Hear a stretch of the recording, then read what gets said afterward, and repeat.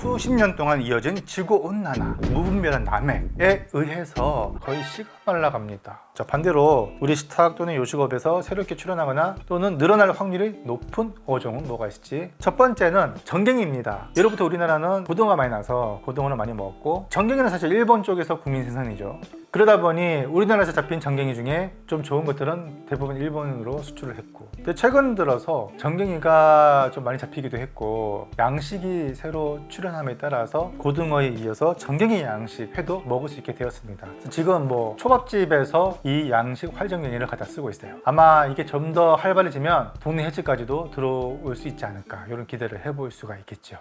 자, 두 번째는 제주도 가시면은 굉장히 비싼 횟감이 있죠. 다금바리라고 하는데 원래 이름은 자바리죠. 근데 이 자바리는 1년에 몇 톤이 잡히지가 않습니다. 그런데 과거에는 다금바리 사촌이라고 불리는 능성어라고 있습니다. 이 녀석을 다금바리라고 많이 판매가 됐었어요. 자, 그런데 지금은 능성어와 다금바리, 즉 자바리와의 차이가 어지간한 이제 회 좀 좋아하시는 분들은 다 구별하기 이르렀어요. 그러다 보니 최근에는 새로운 종이 출현해서 다금바리 행사를 하고 있습니다. 그게 바로 대왕자바리. 대왕자바리는 열대지방에 서식하는 대왕바리, 자이언트 그루퍼와 이 자바리를 혼합한 거죠. 요거는 우리나라 제주도에서도 양식이 되고 있지만 주로 중국산 양식으로 많이 들어옵니다. 시장에서 판매가가 보통 킬로그램당 한 6만 원 내외 정도로 알고 있어요. 자매품으로 대왕 북바리하고 대왕 범바리가 있죠. 대왕 북바리 같은 경우는 자이언트 그루퍼랑 북바리를 교접한 혼종이고요. 대왕 범바리는 역시 자이언트 그루퍼랑 타이거 그루퍼를 혼합한 교접종입니다. 자이언트 그루퍼가 들어가는 이유가 갈수록 이제 온난화에 양식 환경이 까다로워지고 있습니다. 더운 물에 생존율이 높고 잘 크는 어종들을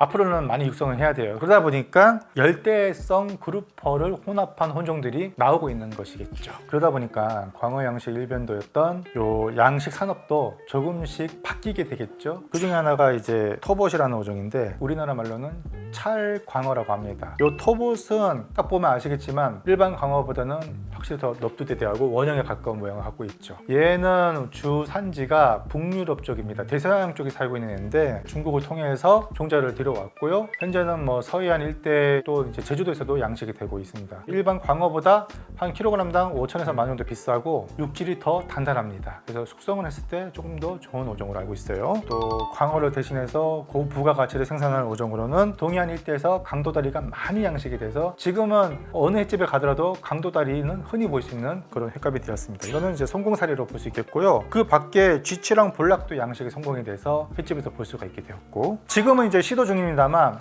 상용화는 아직 안 된 것들, 그게 뭐냐면 바로 범가자미, 요 가자미계의 거의 에르메스급이죠. 킬로그램당 10만 원 호가는 최고급 어종 중에 하나입니다. 그리고 돌가자미, 그리고 황금넙치라고 원래 자연계에서는 알비노 이 변종에 의해서 거의 뭐 수백만 분의 1로 태어날 확률인데 새로운 기술을 접목해가지고 아예 황금넙치만 생산을 하게 됐죠. 근데 현재 시장에서 보기가 힘들어요. 이게 일반 넙치보다 맛이 좋다고 하나 사실 그것보다는 색깔 때문에 중국인들 선호하는 금색이잖아요. 그래서 중국 수출용을 겨냥해서 만들어진 것 같습니다. 어쨌든 이 번가자미나 돌가자미, 황금넙치 이 세 종은 현재 국내에서 활발하게 양식으로 막 판매가 되고 있지는 않습니다. 아무쪼록 이런 것들이 완전 양식이 돼가지고 우리 주변에서도 쉽게 보셨으면 좋겠네요.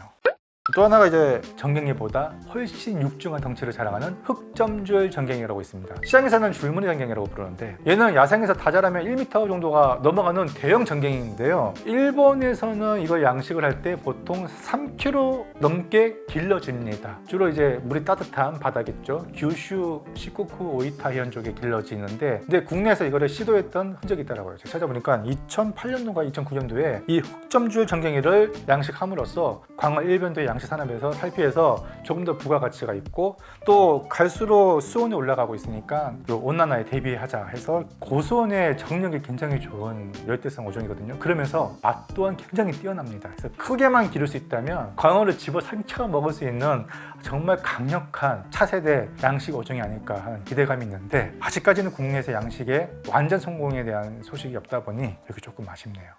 자, 네 번째입니다. 대만에서는 이미 양식에 성공을 했고 국민 생선이라 할 정도로 굉장한 고급 생선이죠. 양식업계에 엄청난 혁명이 일어날 정도로 맛이 좋다, 라고 말씀을 드리고 싶어요. 바로 날새기, 영문명으로는 코비아라고 합니다. 이 날새기 같은 경우는 다자라면 1m가 넘어가는, 그리고 굉장히 날쌔게 생겼습니다. 시커멓게 생겨가지고 아열대, 특히 이 대만 부근에서 발달한 쿠로시오 해류를 타고 우리나라 해수원에 상승하는 여름에서 가을에 그 동해 왕돌초로 이렇게 들어오거든요. 그리고 얇은 지류가 서해쪽으로도 올라가거든요. 가끔 가다가 열대성 어종도 많이 잡히고, 저 같은 경우는 이제 고흥나로도 쪽으로 낚시를 갔다가 그때는 이제 한 9월 초였어요. 돌돔을 낚으러 갔는데 갑자기 거기에 날새기가 걸려서 진짜 몇 분 동안 사투를 벌여야 했습니다. 제 그때 채비가 튼튼한 채비가 아니었기 때문에 안타깝게도 놓쳤지만, 제가 이거를 베트남에서 한번 맛본 적이 있는데, 비록 이제 따뜻한 물에 사는 어종이라고 하나 기본적으로 지방이 많이 있고 또 육질도 되게 부드러워서 색감은 모르겠지만 구이는 정말 감동받으면서 먹었거든요. 날새기 같은 경우는 어쨌든 간에 우리나라가 점점 아열대화가 되고 있기 때문에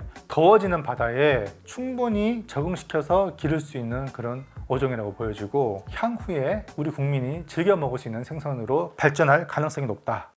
다섯 번째는 한치인데요. 제주도 쪽에서 올라오는 한치는 최근에 계속 약세를 면치 못하고 있습니다. 반면에 동해 쪽으로 올라오는 한치가 있는데, 이 한치를 보통 화살 오징어라고 해요. 참, 화살촉 오징어가 아니라 화살 오징어입니다. 화살촉 오징어는 우리가 먹는 오징어의 새끼를 의미하는 거고, 화살 오징어는 완전히 다른 종인데 굉장히 고급 오징어입니다. 요게 제철이 제주도 한치와는 달리 3, 4월, 5월까지 이때가 제철이에요. 아직까지는 적극적인 어업보다는 주로 낚시인들에 의해서 잡혀지고 있습니다. 근데 갈수록 얘네들이 이제 해류의 영향 때문인지 모르겠지만 잡히는 빈도수가 점점 늘고 있고 어획량도 증가를 하고 있는 추세니까 동해 쪽으로 올라오는 한치가 조금씩 좀 늘고 있지 않나, 이런 생각을 좀 해봤고, 그 다음에 이제 무늬 오징어도 과거 한 몇 년 사이에 잡히는 양이 많이 늘었어요. 특히 작년 가을에는 동해 쪽으로 진짜 많이 올라와서 그곳에 계신 상인분들도 이렇게 많이 무늬 오징어 잡힌 적은 처음이라고 할 정도니까 무늬 오징어의 어획량 추이도 한번 지켜볼 만한 이슈가 되지 않나 싶습니다. 지금 현재 오징어를 대신해서 좋은 대체제가 될 수 있거든요. 더 맛도 좋고.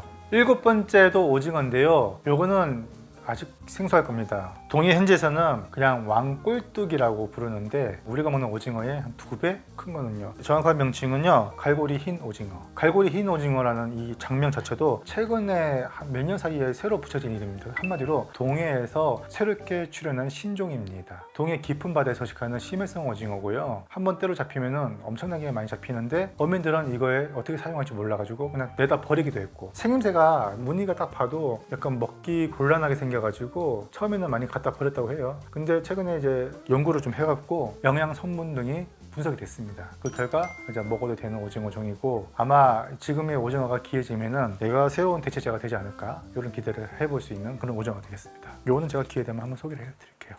자, 여덟 번째는 참다랑어입니다. 다랑어과, 즉 참치라고 불리는 횟감 중에서 최고급 어종인데, 이것도 이제 지구온난화의 영향으로 해유 경로가 약간 북진이 된 거죠. 그러다 보니까 우리나라 제주도 동해 쪽을 지나가면서 때로 잡히는 경우가 점점 많아지고 있습니다. 근데 문제는 말입니다. 이 참다랑어는 국가별로 커터제가 시행이 되고 있죠. 할당이 되어 있는데 안타깝게도 이거 많이 잡아봐야 할당량이 있기 때문에 그 이상 넘어가게 되면 불법 조업이 되거든요. 그래서 그냥 잡아도 내다 던질 수밖에 없는 그런 상황인 거죠. 근데 참다랑어 같은 경우는 앞으로 어획량이 점점 증가되는 추세를 봐서 아예 어장까지 형성이 된다 그러면은 할당량에 대한 변경을 우리가 적극적으로 국제적으로 좀 추진을 해봐야겠죠. 자, 마지막으로 소개할 어종은요, 보통 우리 겨울에 방어를 많이 먹잖아요. 그런데 사실 방어에 가려졌을 뿐 맛으로 따지면은 이 방어 못지않은 또 칭척벌되는 생선이 하나 있죠. 바로 잿방어입니다. 잿방어는 방어보다 조금 더 따뜻한 바다를 좋아하는 난류성 어종이죠. 그래서 제주도보다 훨씬 더 남쪽으로 내려가면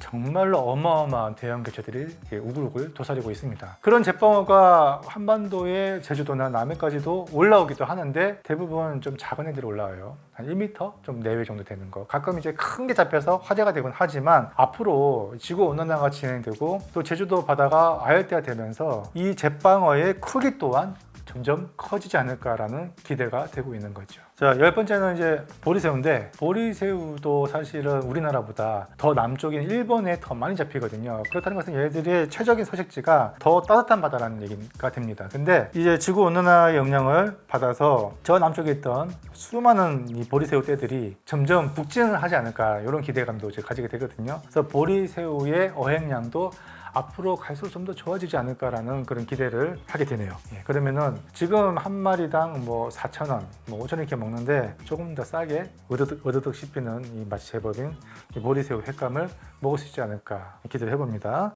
자, 여담으로 이제 서해 같은 경우는 갑오징어 낚시를 많이 하잖아요. 주로 가을에 하는데 얘네들이 이제 겨울이 되면 월동을 하러 남쪽으로 내려갑니다. 그래서 예전에는 제주도에서 갑오징어 낚시를 많이 한다는 얘기 못 들었는데 최근 들어서 12월, 1월 그리고 2월 갑오징어 낚시를 했다 하면은 정말 어마어마한 사이즈가 낚인다고 해요. 그러니까 얘들이 월동 중인 애들인 거죠. 그래서 갑오징어가 최근에 잡히고 있다, 제주도에서. 그리고 닭새우 있죠. 이따만한 닭새우가 제주도를 비롯해서 남해안 먼바다에서 잡히는 횟수가 점점 많아지고 있다는 점. 그 다음에 낚시로는 보통 돌돔이랑 뱅이돔이 많이 잡히는데 참돔까지 해서 얘들이 주로 따뜻한 바닷물을 좋아하는 어종이잖아요. 이건 이제 낚시인들에 의해서 전해지는 전언입니다. 돌돔과 뱅이돔 그리고 참돔이 개체수가 좀 많이 늘어난 것 같다라는 얘기를 많이 듣고 있고요. 더 나아가서 얘네보다 더 따뜻한 물에 살고 있는 갈돔류, 쥐돔, 호박돔, 두줄 촉수, 홍돔이라든지 여러 통돔과 어류가 있습니다.